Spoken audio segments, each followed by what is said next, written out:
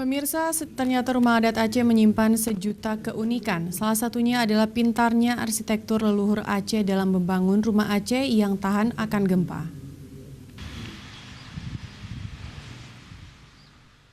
Rumah adat Aceh barangkali menjadi model rumah tahan gempa ukuran lebih kecil.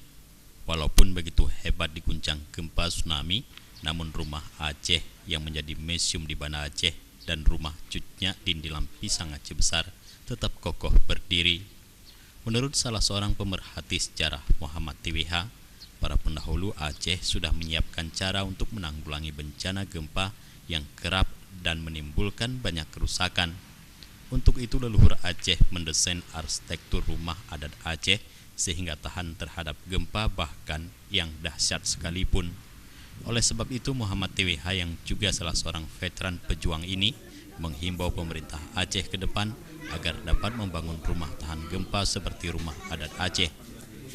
Karena rumah Aceh mempunyai daya tahan dari goncangan gempa. Sangat sehat. Itu kami berharap pemerintah pusat atau pemerintah daerah membangun rumah untuk korban gempa hancur dunia berbentuk rumahnya rumah Aceh. Karena apa?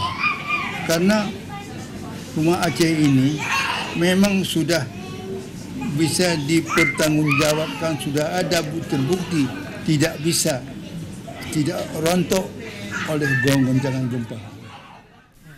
Selain itu menurut Muhammad TWH kelebihan yang dimiliki rumah Aceh yang memiliki mitigasi bencana terlihat dari konstruksi tidak memiliki bangunan apapun di bawah, seperti layaknya escape building, tempat penyelamatan tsunami.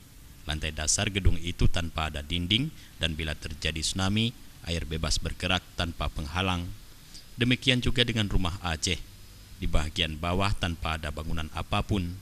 Bila terjadi banjir, perabotan rumah dan warga tidak perlu mengungsi dari rumah. Cukup berada di dalam rumah dan banjir berlalu tanpa ada benturan dengan rumah. Jufrizal dan Faisal, Aceh TV.